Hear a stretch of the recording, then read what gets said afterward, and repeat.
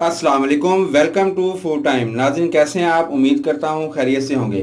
नाज़रीन आज बहुत ही डिलीशियस किस्म की हमने चटनी बनाई है, खुबानी से इसको तैयार किया है। मीठी चटनी है, बहुत सारी डिशों में इस्तेमाल होगी, सस्ती तरीन है, बनाना भी बहुत आसान। इसके इतने फ़वाइद और इतने इस्तेमाल हैं, मुकम्मल वीडियो आप जब देखेंगे तो आपको इसकी तफसील जो है वीडियो के एंड पर मिलेगी। और इसको जब आप बनाएंगे बहुत आसान बनाना है और सस्ती तरीन है। और खुबानी के फ़ायदा आपको पता है, आगे सीज़न भी आ रहा है सर्दी का, उसमें बहुत ज़्यादा इस्तेमाल होगी। ये बहुत सारी चीज़ों के साथ, जिस चीज़ के साथ आप चाहें इसको इस्तेमाल करें, इंशाल्लाह हर चीज़ को ये चार चांद लगा देगी। जब आप इसको बनाएंगे, बनाकर इस्तेमाल करेंगे, आप दुआएं देने पर हमें मजबूर हो जाएंगे। इसको हमने किस तरह से बनाया है, कौन कौन सी चीज़ें इसमें शामिल की हैं, इसको महफूज किस तरह से करना है, तमाम तरीका जो है, तमाम तफसीलात आगे वीडियो में मैं आपको बताता हूँ। आए वीडियो की तरफ, आपको बनाना सिखाऊं मैं। बिस्मिल्लाहिर्रहमानिर्रहीम। ये देखें, हमने खुबानी को भिगो कर रखा हुआ है। इसको तकरीबन 3 से 4 घंटे हो चुके हैं। ये अच्छी वाली खुबानी हमने ली है, जो पीली पीली आपको किसी भी ग्रासरी स्टोर से या जो है ड्राई फ्रूट वाले हैं उनसे आपको आसानी से मिल जाएगी। तो ये देखें, बहुत अच्छी किस्म की है। ये हमने लिया 200 ग्राम और इसका रेट है 400 रुपये केजी। ठीक है, तो ये हमने 200 ग्राम ली है। इसको 4 घंटे हमने भिगोया है, अच्छे से इसको साफ़ कर लिया था पहले। अब हम इसको पानी में डालकर 10 मिनट जो है हाई फ्लेम पे इसको हम बॉईल करेंगे, ताकि ये मज़ीद नरम हो जाए।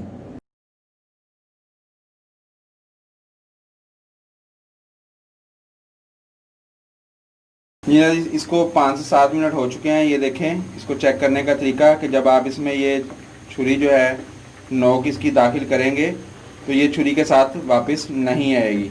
इसका मतलब है ये हमारी बिल्कुल रेडी हो चुकी है। अब हम इसको निकालते हैं, निकाल के इसको हम अच्छे से मिक्सी में ग्राइंड करते हैं।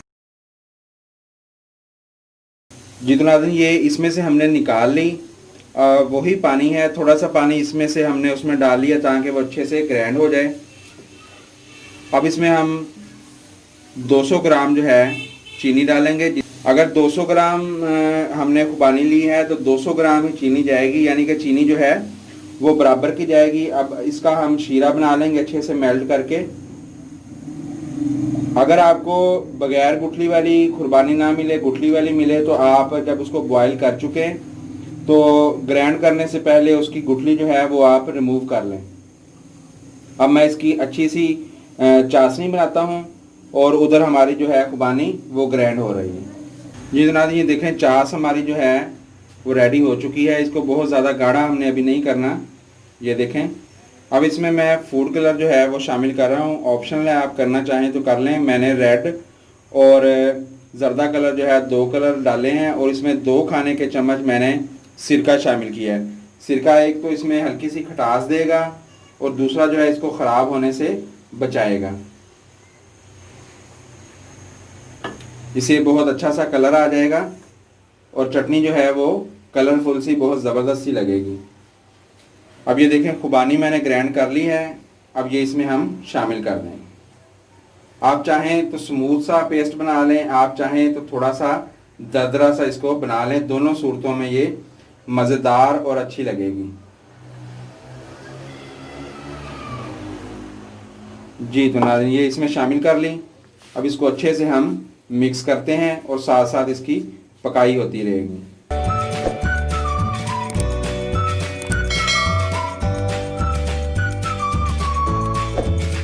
जी तो नाज़रीन, ये देखें, बहुत अच्छे से गाढ़ी हो गई है, मुकम्मल तौर पे चाशनी में हाल हो गई है। आपने इस तरह से इसको नरम चम्मच के साथ हिलाते रहना है और साथ साथ इसको पकने देना है।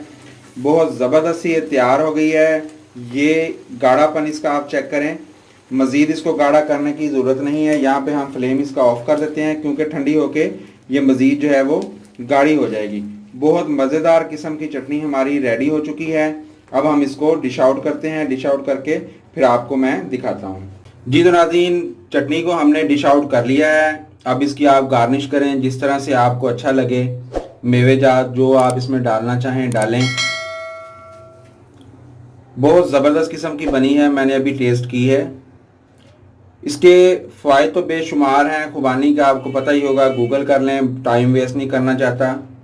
लेकिन ये जिन जिन डिशेस में इस्तेमाल होगी चंद एक मैं आपको बताता हूँ और आप हैरान रह जाएंगे कि इतनी सारी डिशों में ये इस्तेमाल होगी। और बहुत सस्ती है, आसानी से बनने वाली, झटपट तैयार हो जाने वाली। सबसे पहले तो आप इसको डब्बा रोटी के साथ जैम के तौर पर इस्तेमाल कर सकते हैं। उसके बाद आप इसको चिकन पीस जो होता है ड्राई, जो जिंगर वगैरह, उसके साथ आप इसको इस्तेमाल कर सकते हैं।